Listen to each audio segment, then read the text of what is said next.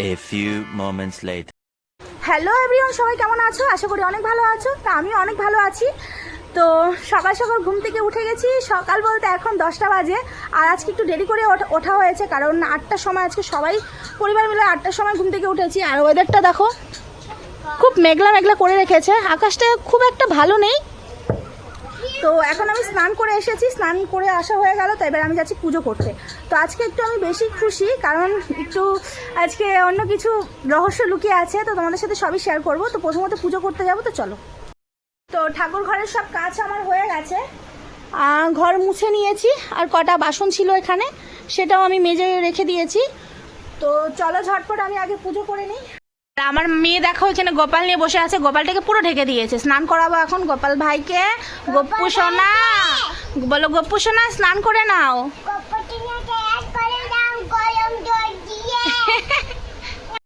তো বন্ধুরা, আমি ফাইনালি আমার পুজো কমপ্লিট, আমি পুজো করে নিলাম। তো এখন চা বসানো হয়েছে আর এখানে রান্না হচ্ছে।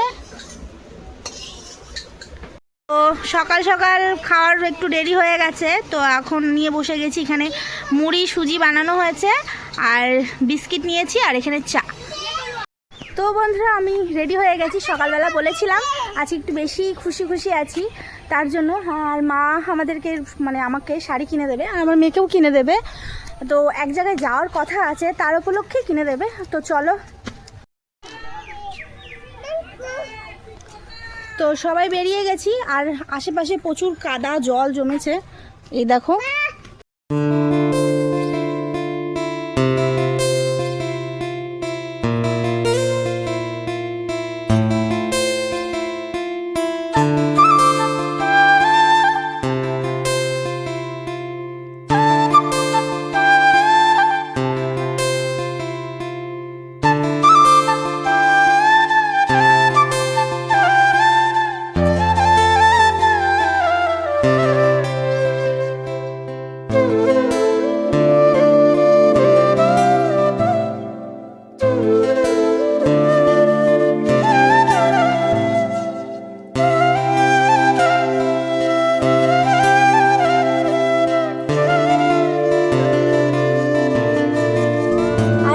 এসেছি আমি শাড়ি কিনতে। সত্যি কথা বলতে কিছু জিনিস কিনলে সত্যিই খুব ভালো লাগে, আর তার উপরে যদি কিছু জিনিস মা বাবা ভালোবেসে কিনে দেয়, তাতে আরও বেশি দ্বিগুণ খুশি হয়ে ওঠে। তার জন্যই আমি আজকে বলেছিলাম যে আজকে সত্যি খুব একটা স্পেশাল দিন, আর আমি এই জিনিসটার জন্য খুব এক্সাইটেড ছিলাম। আর সত্যি কথা বলতে ছোটরাই যে জামা কাপড় কিনলে পরে একটু বেশি এক্সাইটেড থাকবে তা না, আমারও একটু খুশি খুশি লাগছিল যে না, নিজের মা কিনে দেবে।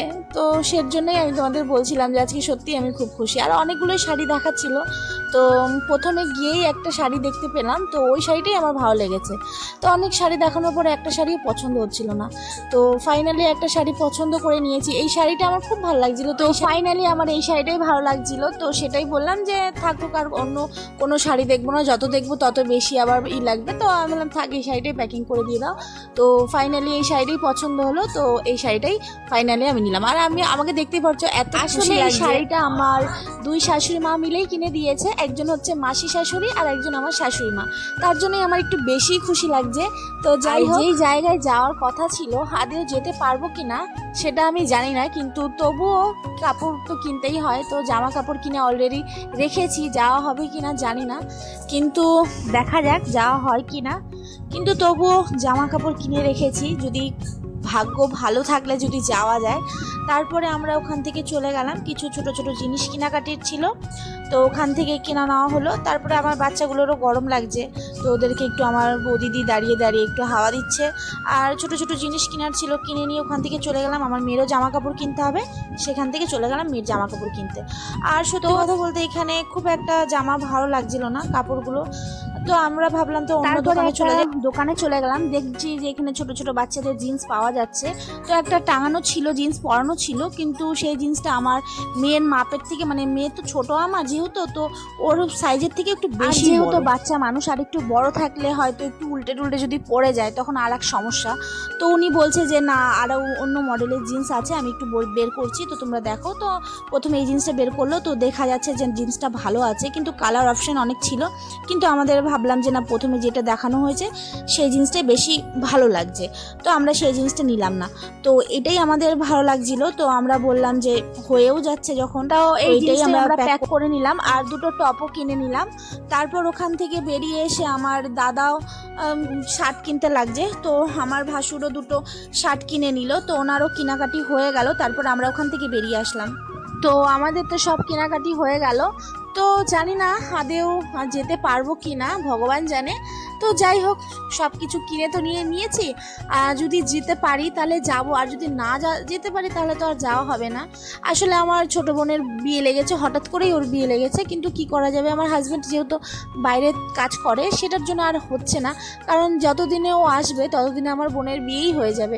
আর যেহেতু আমার বাড়িও অনেক দূর আর ও অনেক দূরে গেছে, তো আসতেও সময় লাগবে, আবার যেতেও সময় লাগবে, তার জন্য হয়তো হয়ে উঠবে না। তো জানি না কতদূর কী করব। শাড়িটা কেমন হয়েছে অবশ্যই কমেন্ট করে জানিও। আর আজকের ব্লগটা এখানে শেষ করছি, ঘরে চলে আসলাম, তো আজকে ব্লগটা এখানে শেষ করছি। দেখা হবে নেক্সট ব্লগে। ব্লগটা আমার ভালো লেগে থাকে তাহলে প্লিজ লাইক অ্যান্ড সাবস্ক্রাইব করে দিও। আজকে এখানে শেষ করছি।